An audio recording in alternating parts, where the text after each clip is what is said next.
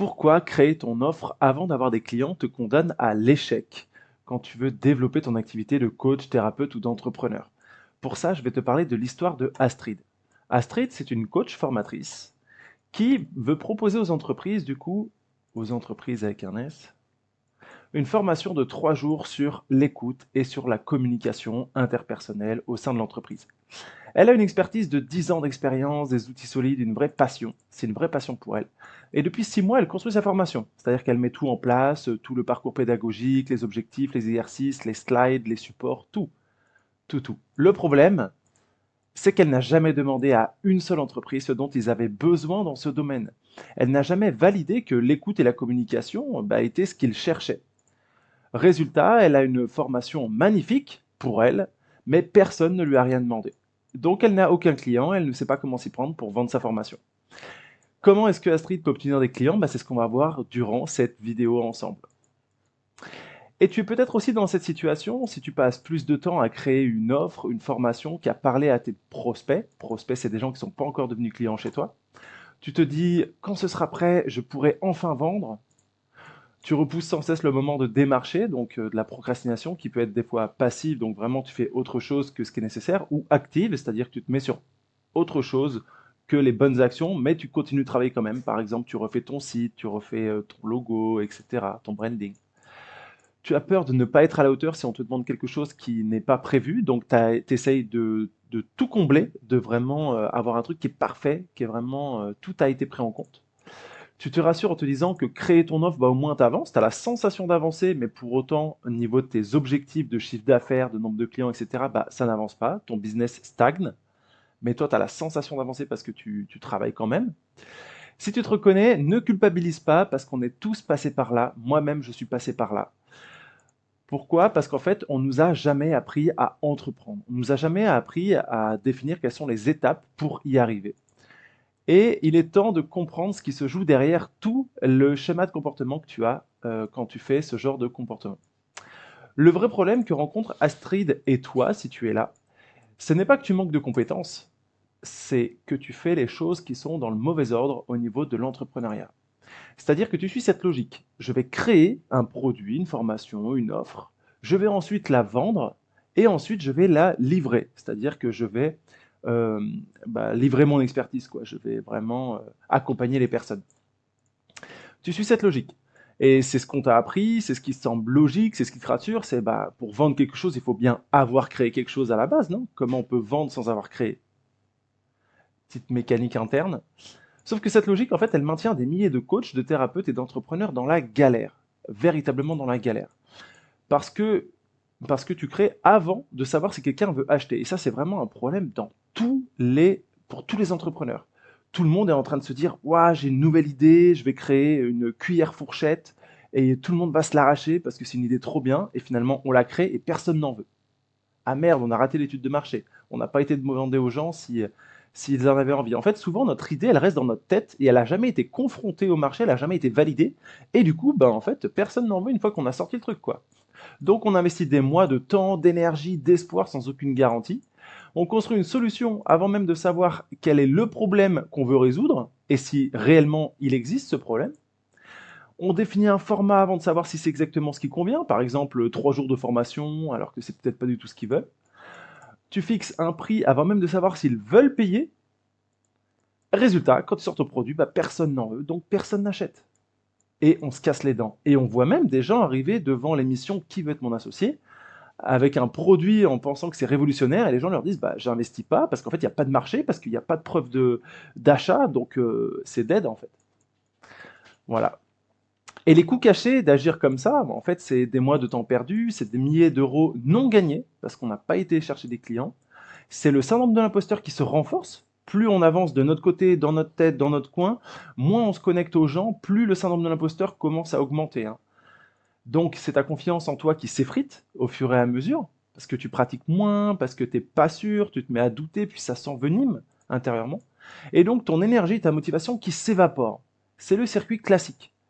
C'est pour ça que plus on passe de temps à ne pas se confronter à nos peurs, à ce qui est important pour nous, plus c'est difficile pour nous de passer le cap d'avancer dans l'entrepreneuriat. Pourquoi tu fais ça aujourd'hui? Tu fais ça pour te protéger. Tu évites d'aller voir de vrais prospects, de vrais potentiels clients, tu évites d'aller leur poser des questions, tu évites de valider ton idée. Pourquoi? Bah parce qu'en fait, tu as peur. Tu as peur de démarcher, tu as peur du rejet qu'on te rejette. Tu as peur du non, tu as peur de découvrir que ton idée ne plaît à personne, tu as peur de te planter, peur de l'échec. C'est tous ces éléments-là qui se cachent derrière ça. Alors tu crées parce que créer, c'est confortable, c'est contrôlable, c'est ce qui te permet d'avoir de la maîtrise. Mais pendant ce temps-là, tu repousses justement le moment de te confronter à la peur. Et plus tu attends, plus la peur grandit, plus le syndrome de l'imposteur s'installe, plus tu doutes. Et plus ça va être difficile d'aller montrer ton idée. Surtout que plus elle devient parfaite pour toi, plus c'est encore difficile d'avoir quelqu'un qui te dit non, elle n'est pas top. La bonne approche, du coup, c'est de faire l'inverse de ce que tu fais. Ce n'est pas créer, vendre, livrer, c'est rencontrer des prospects, comprendre leurs problèmes, leurs situations, leurs douleurs, vendre ce dont ils ont besoin et co-créer ce produit que tu es en train de créer avec eux pour pouvoir les emmener au résultat qu'ils veulent. Donc tu vends une idée avant même qu'elle soit conçue, et puis tu conçois à partir de ton expertise au fur et à mesure. Et en fait, c'est très OK. Ça demande quand même du lâcher-prise, ça demande de laisser l'ego de côté et d'y aller en étant toi-même authentique et pas en faisant comme si tu étais pro, comme si tu connaissais tout, comme si tu avais le syndrome du sachant. Pas du tout. Les 4 étapes derrière ça, bah, c'est rencontrer. Étape 2, identifier le problème dur, c'est-à-dire douloureux, urgent et reconnu que rencontrent tes prospects. Vendre l'idée, donc c'est vendre la solution, pas le produit fini qui correspond et qui supprime le problème douloureux, urgent et reconnu. Et co-créer du coup cette solution avec tes premiers clients, c'est-à-dire pivoter, te lancer un petit peu, même si c'est un peu flou, même si on manque un peu de confiance, etc. Pourquoi ça marche cette technique? Parce que tu valides qu'il y a un besoin réel avant de te lancer dans la création de quoi que ce soit. Tu connais les mots exacts qu'ils utilisent, tes prospects, donc ton discours va résonner quand tu vas communiquer autour de ça. Tu crées une relation de confiance, ils te connaissent déjà avant même d'avoir été accompagnés. Et tu es payé pour créer ce qui leur correspond vraiment. Donc il n'y a plus de doute, tu passes pas à côté de quoi que ce soit, c'est pile poil identifié. Les bénéfices de cette approche, bénéfice numéro 1, bah, tu crées une offre qui se vend, vraiment, parce que tu viens de la vendre, parce que tu crées ce qu'ils voulaient, ce qu'ils t'ont dit qu'ils voulaient. Bénéfice 2, tu gagnes du temps, plutôt que de passer 6 mois de ton côté à créer dans le vide, tu passes 3 semaines à valider ton idée et en fait elle sort, elle voit le jour. Bénéfice 3, tu gagnes de l'argent directement, tu es payé dès le début. Bénéfice 4, tu sors du syndrome de l'imposteur et tu deviens légitime. Parce qu'en fait, tu sais exactement sur quoi tu peux agir et tu sais là où ils n'ont pas besoin de toi. Donc, tu arrives à cadrer ton expertise. Et donc, quand tu cadres ton expertise, tu n'as plus l'impression de devoir aller agir sur quelque chose que tu ne sais pas ou que tu ne connais pas ou dont tu n'es pas compétent. Et du coup, ça renforce ta légitimité. Bénéfice numéro 5, tu gagnes en confiance parce que tu as des retours concrets, des gens qui te disent ah ça c'est génial, ça marche, et puis qui te payent. Il y a les gens qui te disent merci d'avancer étape par étape, et en fait tout fonctionne. Tes clients sont satisfaits, le bouche à oreille démarre et ton activité se lance vraiment. Mais aujourd'hui, tu as peut-être des mythes en tête qui te maintiennent prisonnier de ça. Le premier, c'est je dois être 100% prêt avant de proposer mon offre. Derrière ça se cache le syndrome de l'imposteur, la peur de ne pas paraître assez pro, la peur de l'échec qui te pousse à penser ça, en fait, à te dire qu'il faut être encore plus prêt. En réalité, tu es prêt dès que tu peux apporter une transformation. Et à partir du moment où tu as une expertise de coach, de thérapeute, de formateur, d'entrepreneur, tu as quelque chose à apporter au monde, tu es prêt. Il faut juste le formaliser, il faut juste le packager pour que ça trouve son marché, en fait. Et donc le reste va s'affiner en chemin.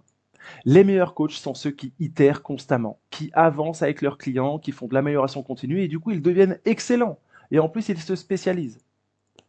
Le deuxième mythe qui t'empêche d'avancer là-dessus, c'est si mon offre est bonne, les clients viendront d'eux-mêmes. Ça, c'est une croyance populaire qu'on peut avoir. C'est comme si jamais je deviens coach, bah, les gens vont toquer à ma porte. Pas du tout, ça ne suffit pas. En fait, créer une offre géniale, c'est 50% du travail. Vraiment, une offre au top du top, c'est 50%. Et ça se co-crée avec les gens.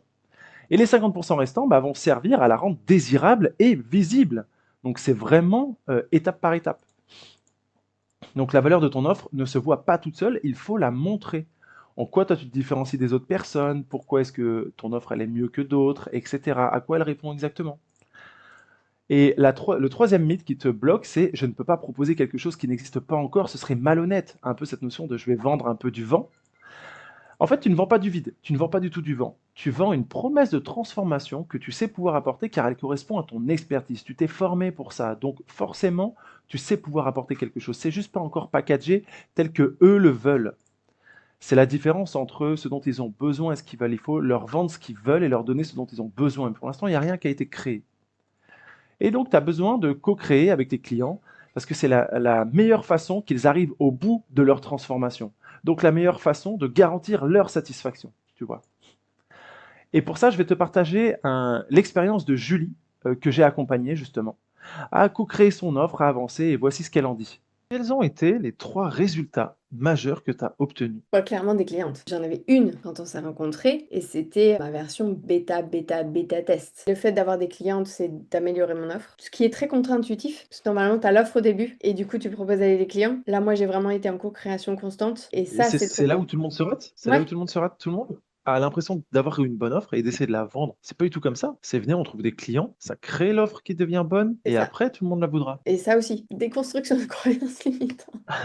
Ton offre, elle valait combien et elle vaut combien maintenant? Au tout début, j'étais à 300. Nous, on a démarré ensemble sur un palier de 600. Je suis montée au palier de 900 et tu me très vite fait monter au palier de 1003. La totalité des clientes, ça fait 4006. Je suis passée de 900 à 4006. Donc si tu veux créer une offre qui se vend, trouver des clients et gagner ta vie grâce à ton métier, bah, je t'invite à réserver un appel avec moi. Le lien est en description sous la vidéo.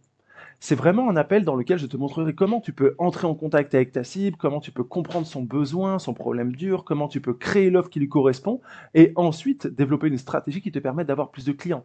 C'est un temps d'échange gratuit ensemble sur ton business. Ça a une énorme valeur, donc n'hésite pas à prendre cet appel. À bientôt.